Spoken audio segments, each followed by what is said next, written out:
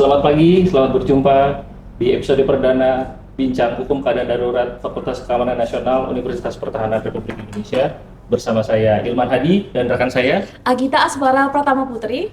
Hari ini kita akan membahas tentang tema hukum keadaan darurat. Kebetulan di tengah-tengah kita sudah hadir seorang tokoh nasional, juga ahli hukum terkemuka di Indonesia yang sudah tidak asing lagi. Profesor Dr. Jimli Asyidiki SH. Selamat pagi, Bro. Pagi. Apa kabar? Alhamdulillah. Ya, hari ini kita akan membicarakan tentang hukum keadaan darurat, Prof. Prof itu adalah salah satu inisiator dari berdirinya program studi hukum keadaan darurat di Universitas Pertahanan Indonesia. Apa yang menjadi ide atau inspirasi dasar sehingga perlu dibentuknya prodi ini, Prof? Ya, untuk Fakultas Keamanan Nasional di Unhan, dia punya paradigma berpikir kan berbeda dengan perguruan tinggi pada umumnya. Ya, jadi ini kan fokus kepada security dalam pengertian luas, pertahanan dan keamanan. Walaupun namanya Universitas Pertahanan, tapi makna yang terkandung di dalamnya itu kalau bahasa Inggrisnya security. Itu defense and security itu terpadu gitu ya. Nah, dari perspektif keamanan itu, hukum itu tidak selalu normal. Jadi ada keadaan-keadaan tertentu di mana hukum yang biasa dipakai itu tidak relevan. Maka perlu hukum yang dipersiapkan untuk keadaan darurat. Makanya saya selalu menggambarkan bahwa dalam hukum tata negara itu ada dua macam. Hukum tata negara normal, hukum tata negara darurat. Gitu. Tapi pada umumnya orang hanya fokus pada hukum keadaan normal. Maka rata-rata sarjana hukum Indonesia itu berpikirnya normal-normal aja gitu loh. Padahal nyatanya Indonesia ini sering kejadian tidak normal. Baik karena perang atau karena non-perang ataupun karena bencana. Baik bencana alam maupun yang non-alam. Sering sekali terjadi. Nah, dalam keadaan-keadaan seperti itu, kita kalau nggak siap dengan perspektif hukum keadaan darurat, repot. Kita akan menggunakan hukum yang biasa dipakai dalam keadaan normal, padahal keadaannya tidak normal. Itu nggak adil. Misalnya, waktu peristiwa di mana tuh, di Ambon, kerusuhan. Itu kan tidak normal. Lalu ada seorang dokter, dia bagi-bagi obat, menyalahi aturan administrasi yang normal, gitu loh. Bukan untuk dia untuk pasien, dibagi-bagi. Tapi keliru secara aturan normal. Maka sesudah selesai urusan itu kerusuhan, dia diproses, dipidanakan, masuk penjara. Walaupun ya saya kurang jelas berapa tahun, 2 tahun apa nggak terlalu lama. Sesudah dia keluar, nah dia minta waktu sama saya ketika itu saya ketua MK. Dia datang mengeluh. Tapi udah selesai urusan.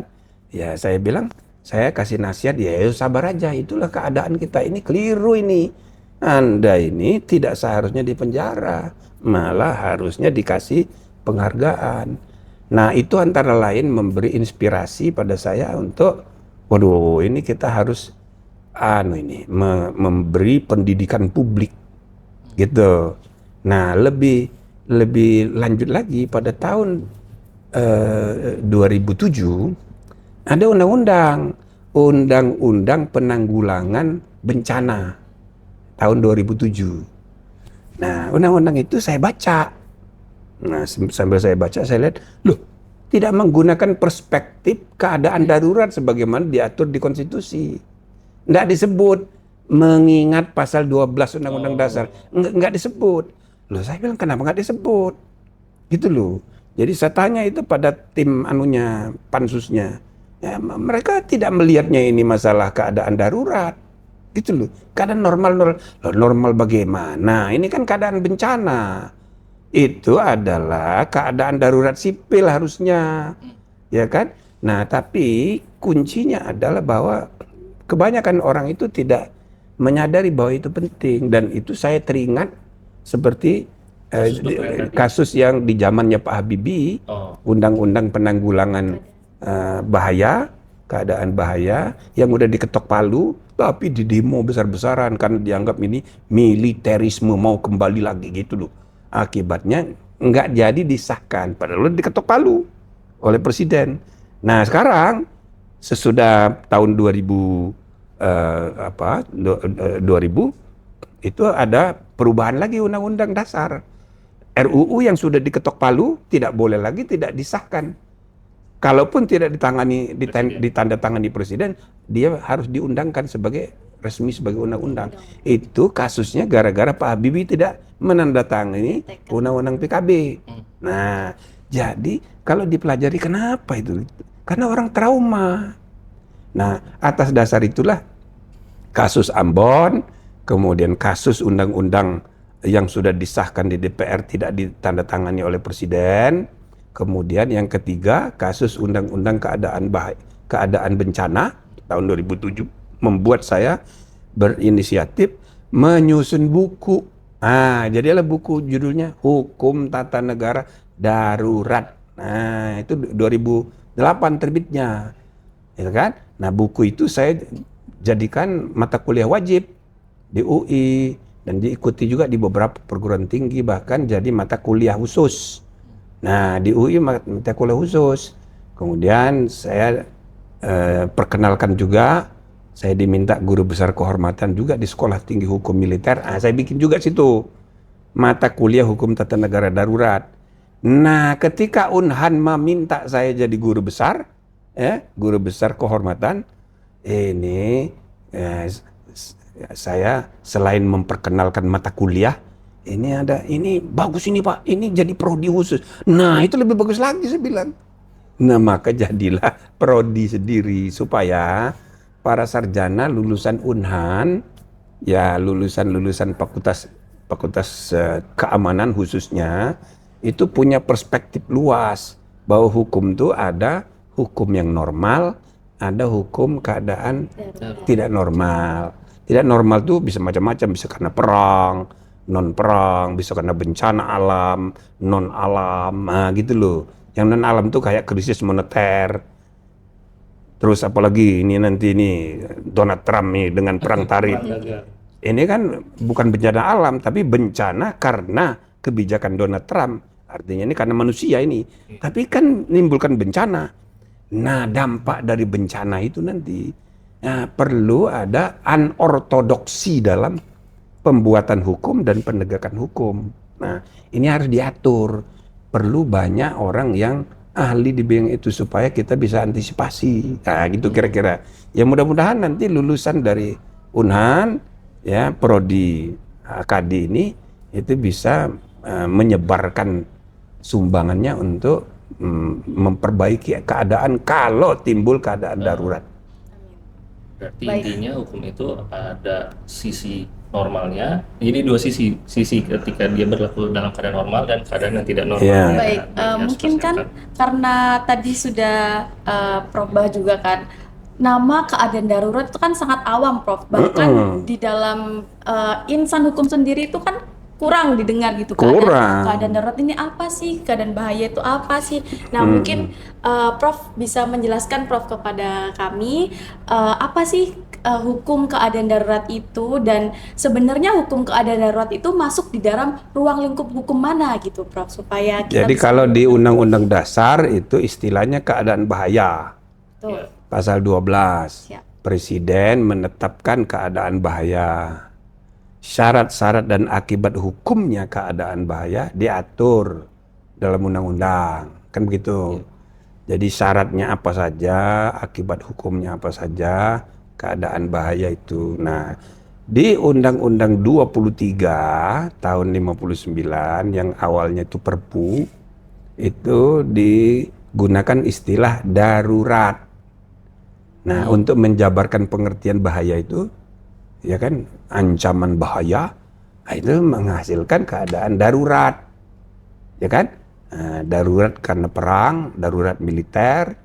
Kalau di undang-undang itu masih 3, darurat perang, darurat militer, darurat sipil. Tapi saya bangun pengertian 2, militer dan sipil. Tapi masing-masing 2 macam. Darurat militer karena perang atau non perang. Gitu, pemberontakan bersenjata, separatis bersenjata. Nah, itu menghasilkan keadaan darurat militer. Artinya militer harus tampil. Tapi ada darurat sipil, di mana sipil yang harus tampil. Bisa 2 macam juga. Akibat bencana alam atau bencana non alam. Kayak Donald Trump gini, bikin perang tarif. Ini kan bisa mengakibatkan bencana, tapi bukan alam. Ya kan?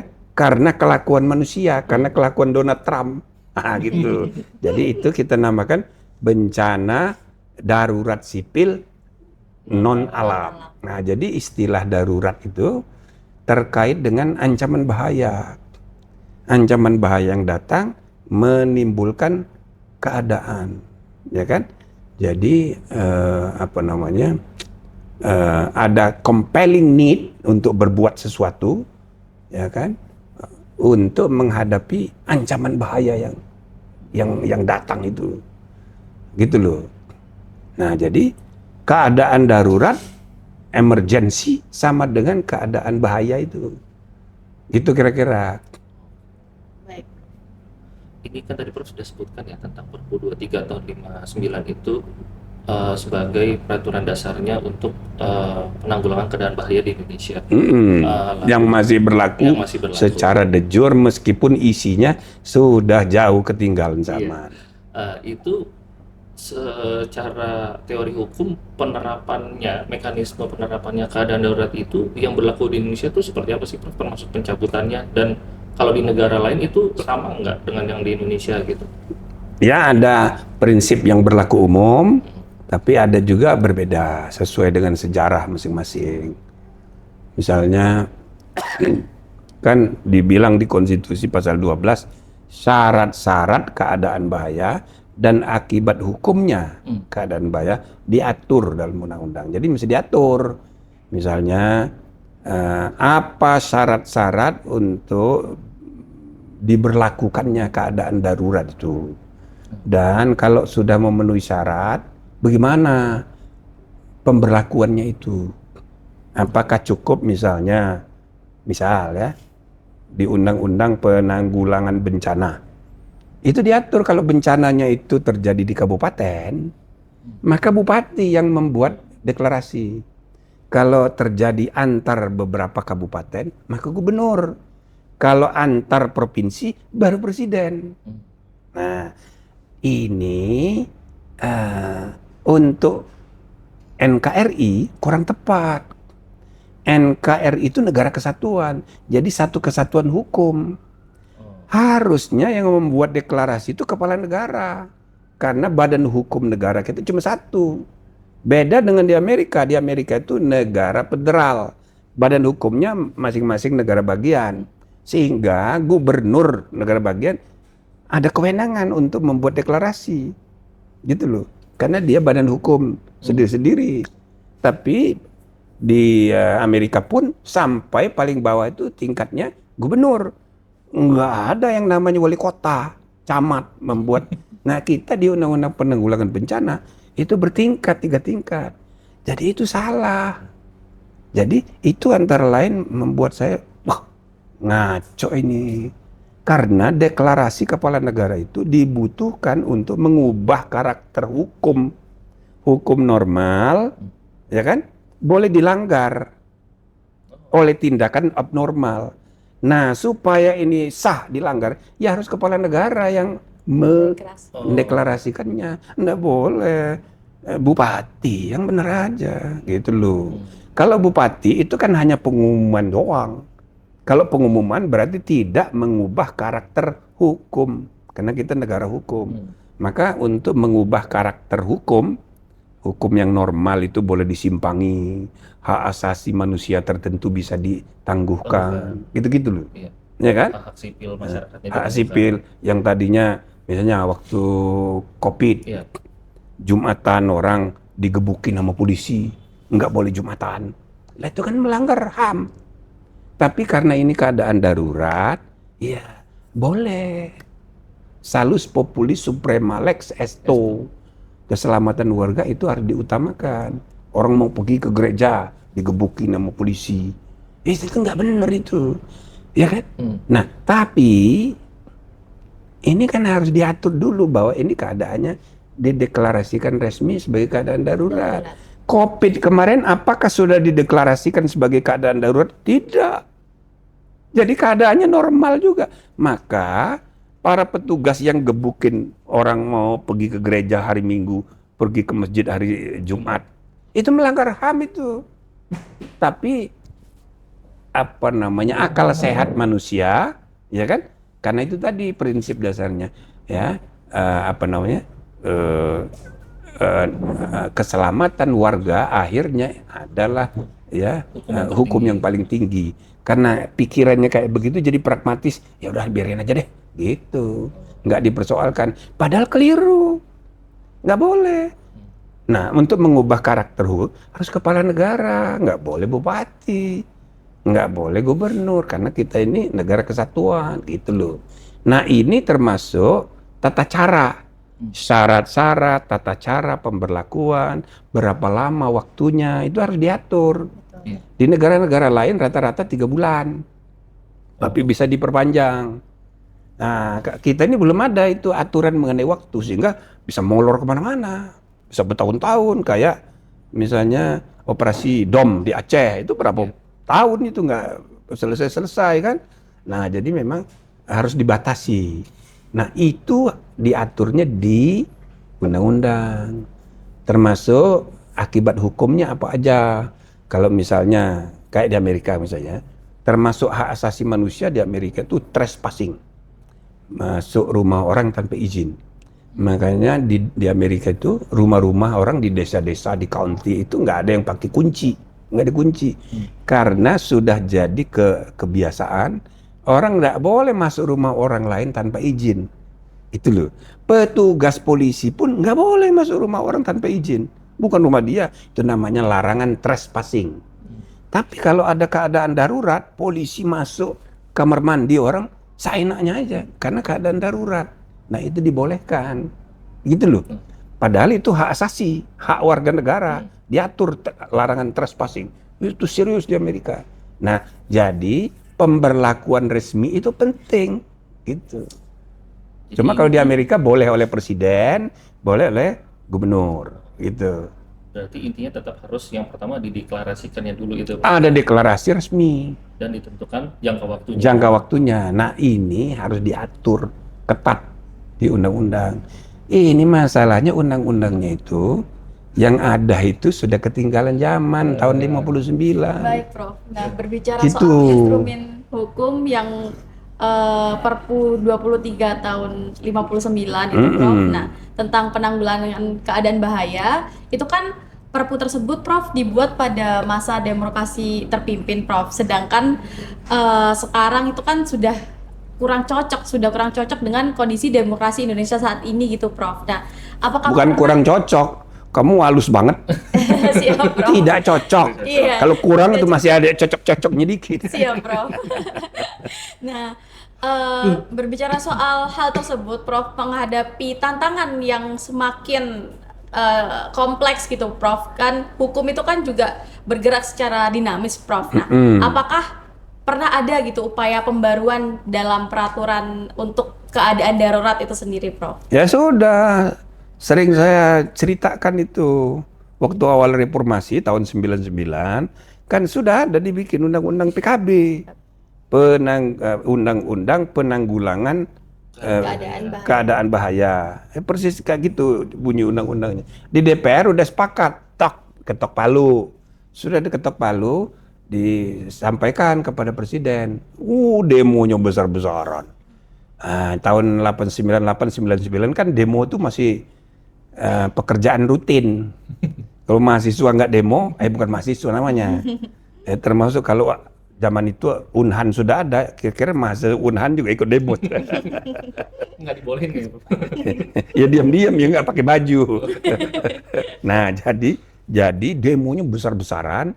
Akibatnya presiden mengambil kebijakan ya udah nggak usah diteken gitu, nggak usah ditandatangani sehingga dia tidak diresmikan dan tidak masuk lembaran negara. Nah tapi itu yang penting untuk kalian ketahui, ini sejarah ya. Perubahan pertama Undang-Undang Dasar tahun 99 antara lain yang diubah itu pasal 20. Pasal 20 cuma 4 ayat. Ayat 1, 2, 3, 4. Nah, itu. Jadi ayat satunya DPR memegang kekuasaan membentuk undang-undang dan seterusnya sampai ayat 4. Terus gara-gara ini undang-undang yang sudah diketok palu tapi tidak disahkan oleh presiden, tidak ditandatangani, ribut. Loh kenapa nggak ditandatangani, kan kita udah sahkan, kan gitu. Nah akibatnya apa? Pada tahun 2000 pasal 20 yang tadi sudah diubah 4 ayat, ditambahin 1 ayat lagi. Maka ayat kelima yang bunyinya RUU yang telah mendapat persetujuan di DPR antara pemerintah dan DPR, maka paling lambat 30 hari semenjak RUU itu disahkan wajib sah menjadi undang-undang dan wajib diundangkan. Jadi otomatis walaupun tidak ditandatangani, RUU itu jadi undang-undang dan wajib diundangkan oleh menteri yang bertanggung jawab. Nah, ini jadi pelajaran, ya kan? Macam-macam tuh pelajaran yang bisa diambil dari peristiwa ini. Tapi kembali lagi ke isu undang-undang PKB itu, gara-gara di demo itu tidak diteken. Nah, tapi karena perubahan ayat 5, sekarang ada 8 undang-undang yang tidak diteken oleh presiden, tapi sah jadi undang-undang. Ada 8 undang-undang sekarang. Nah, nanti bagi mahasiswa boleh dikaji. Loh, kok nggak diteken, bagaimana ini? Gitu loh. Karena kop suratnya bilang Presiden Republik Indonesia. Di bawah itu ada tanda tangan presiden. Lalu kalimat terakhir, memerintahkan pengundangan undang-undang ini sebagaimana mestinya. Yang memerintah siapa? Yang kop suratnya kan presiden. Presiden memberi perintah, tapi dia nggak teken. Jadi perintahnya ini bagaimana? Ini sah apa enggak? Gitu loh. Nah, menteri yang mengundangkan, menteri hukum, ya itu kan karena aturan undang-undang, bukan perintah langsung dari presiden. Kan dia yang merintahin. Nah, ini ada masalah ini. Kop surat undang-undang ini bagaimana ini? Nah, ini gara-gara undang-undang PKB. Jadi merembet kemana-mana, tapi itu isu yang lain ya. Tapi jadi kembali lagi, undang-undang itu sudah ada, diusahakan, tapi gagal. Gara-gara di demo besar-besaran. Demo. Salah paham gitu. Iya, karena dianggap ini militer mau kembali lagi gitu loh. Nah sekarang presidennya kan jenderal nih, bisa aja nih nanti ada lagi demo yang anti, ya kan? Anti undang, padahal itu kebutuhan untuk memperbaiki undang-undang keadaan bahaya itu.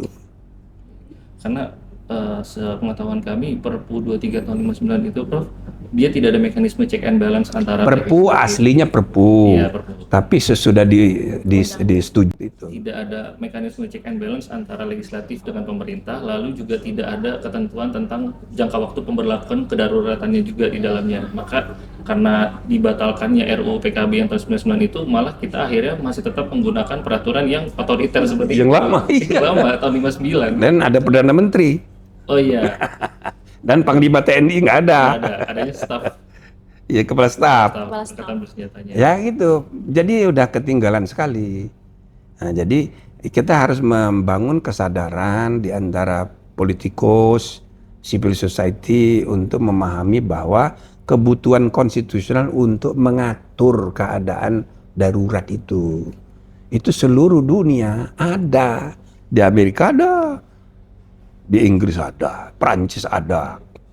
Bahkan di Amerika sejak Ronald Reagan sampai yang terakhir Joe Biden itu sudah ada 7 kali.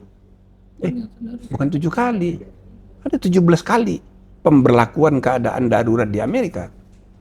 Ada yang lokal sifatnya, ada yang nasional, ya, ada yang internasional. Jadi memberlakukan keadaan darurat militer di Irak.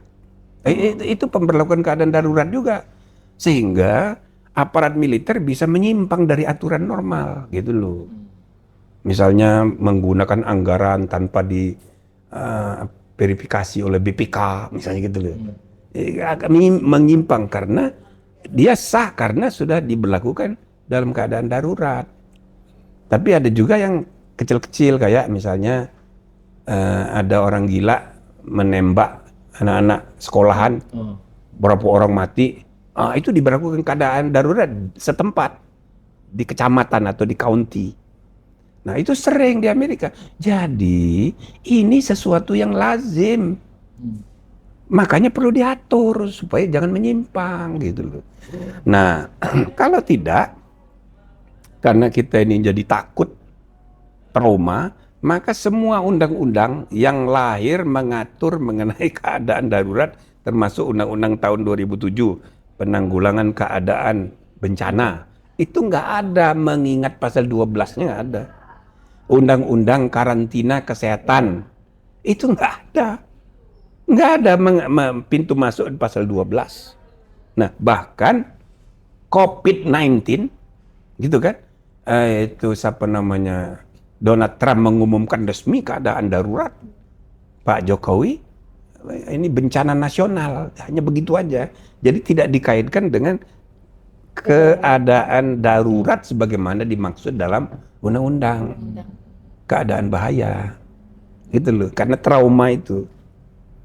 Iya, Prof. Ini kami kan mencatat beberapa kali juga sebenarnya Indonesia pernah ya menetapkan keadaan darurat, seperti misalnya di Timur Timur dulu darurat militer tahun 99, lalu darurat sipil di Maluku dan Maluku Utara, lalu ada DOM di Aceh tahun 2003. Nah, sekarang ini kita yang kita ketahui ada kondisi krisis keamanan di Papua yang sudah lama dan berlarut-larut ini kan, Prof. Dan sudah menelan banyak korban TNI. Iya. Termasuk Gara-gara kita nggak punya arahan yang jelas. Iya, termasuk masyarakat sipil juga yang bukan bagian dari OPM maupun dari aparat TNI Polri. Nah, ini kalau menurut Prof, sebenarnya apa sih langkah yang bisa diambil oleh Presiden untuk saat ini untuk mengatasi krisis keamanan Papua dengan tidak melanggar aturan hukum, tetapi bisa menyelesaikan lebih efektif dan lebih cepat? Ya, saya rasa sekarang udah operasi militer sudah jalan. Saya tidak tahu, tapi saya punya keyakinan bahwa ini berdasarkan masukan kebijakan yang diajukan oleh Dewan Ketahanan Nasional yang sudah dibentuk, dipimpin oleh Menhan, ya kan? Apalagi presidennya mantan Menhan. Maka tentu ini sudah melalui mekanisme, dan operasi militer yang dilakukan di Papua sekarang mudah-mudahan itu memberi kepastian tentang arah kebijakan yang jelas, bahwa setiap kali ada pemberontakan ataupun gerakan-gerakan separatis bersenjata, itu harus dihadapi dengan pendekatan militer. Ini bukan tindakan sipil, karena dia bersenjata dan tujuannya politik untuk separatisme, gitu kan? Nah, jadi sama kayak pemberontakan bersenjata, gerakan separatis bersenjata. Ini bukan lagi keadaan darurat sipil, ini darurat militer. Disebut atau tidak disebut eksplisit, tapi itu de facto adalah keadaan darurat militer yang harus direspon dengan operasi militer. Nah ini udah jalan.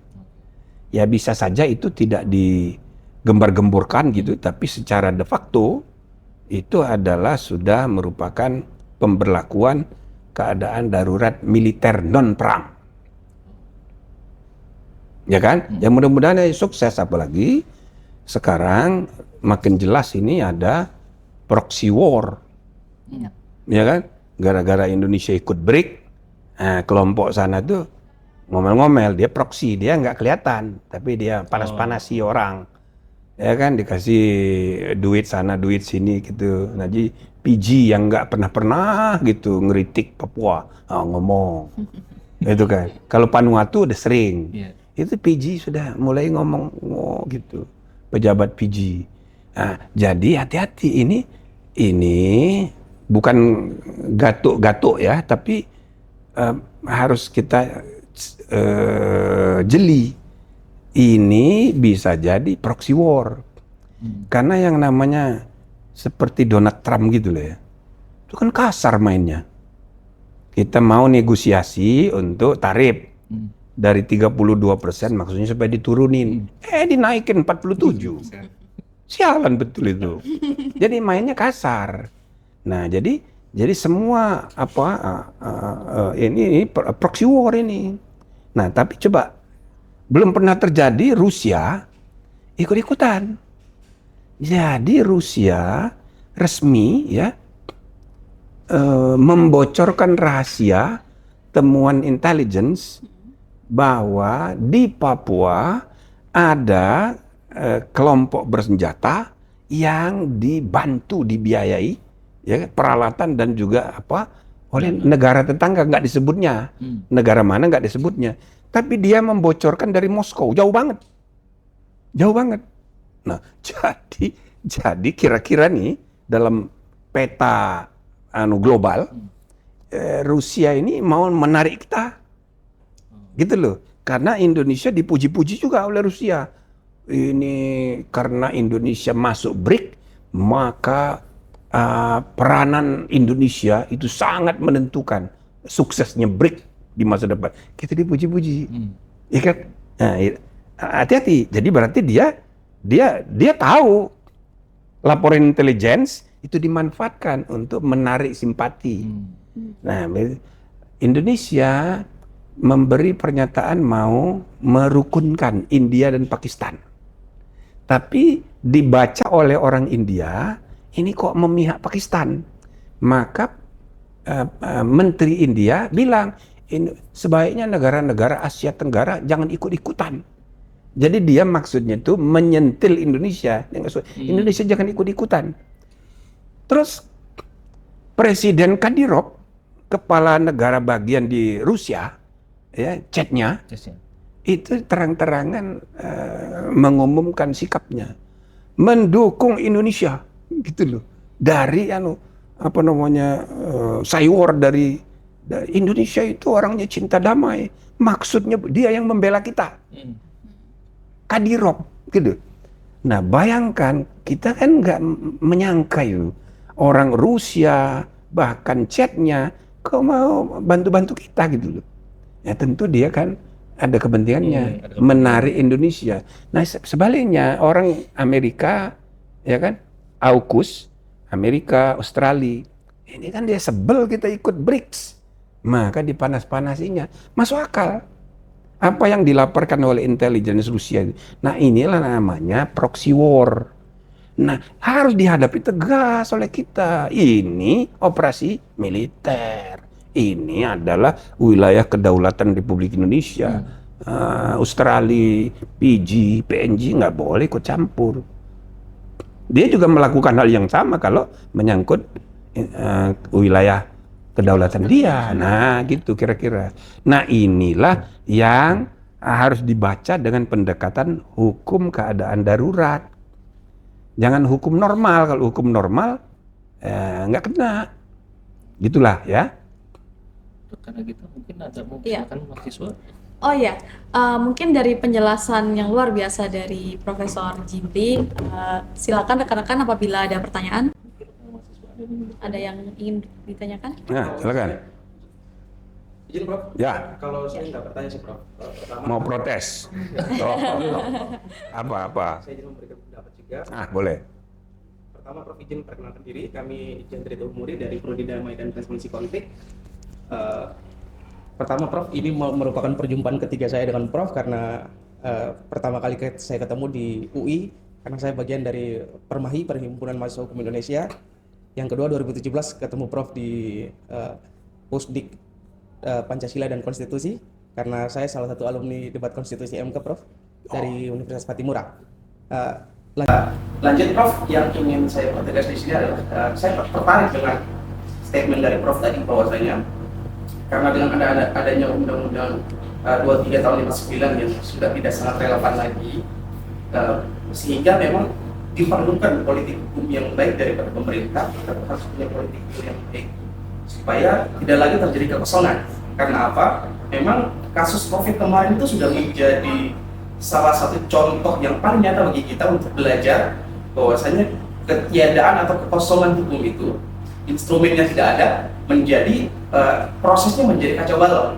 Kita bingung yang menjadi leading sektornya seperti apa, atau penanganan di lapangan itu dia akan menjadi sedikit chaos karena kita tidak memiliki panduan yang baik. Kira-kira itu Prof yang pertama. Terus yang kedua, saya rasa teman-teman HKD juga sudah sangat baik dalam menyikapi hal seperti ini, dan sepertinya kita perlu untuk memberikan satu rekomendasi yang positif bahwasanya tentang statement Prof tadi bahwasanya ada dalam praktek kehidupan berbangsa dan bernegara kita terkait dengan hukum tata negara yang tidak normal. Ini yang penting untuk bisa direkomendasikan. Kalau bisa semua fakultas hukum di Indonesia ada mata kuliah khusus tentang ini Prof, supaya apa? Dia memberikan satu paradigma baru terhadap mahasiswa atau insan hukum untuk mempelajari bahwa pendekatan seperti ini penting agar kita memiliki satu instrumen yang lebih baik lagi terhadap penanganan berbagai macam hal di lapangan. Mungkin itu dari saya Prof. Terima kasih. Jadi benar sekali. Jadi perspektif hukum keadaan darurat ini harus dimengerti, dihayati, ya, disadari pentingnya oleh semua orang, lebih khusus oleh sarjana hukum. Sekarang sarjana hukum kita pun 99% nggak peduli, nggak menyadari bahwa ini perlu diatur.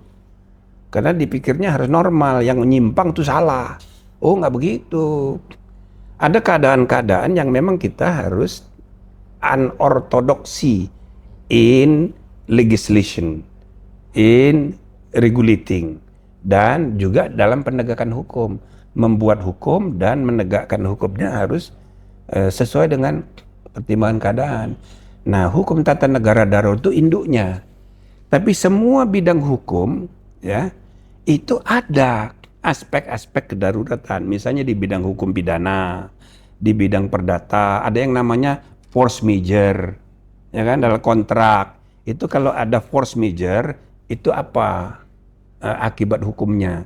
Nah, ini perlu dipahami oleh semua sarjana hukum.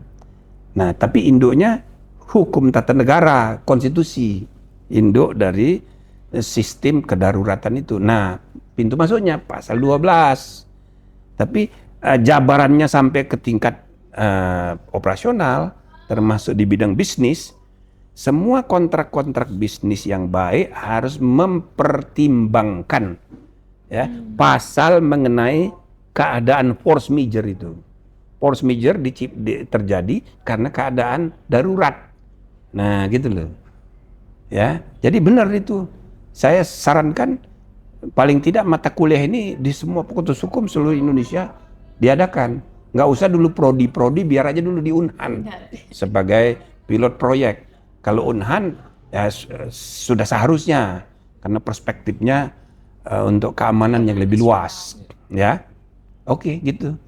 Ada lagi? Baik, terima kasih Bapak. Izin saya memperkenalkan diri, nama saya Nur Afi Gintadore Audin.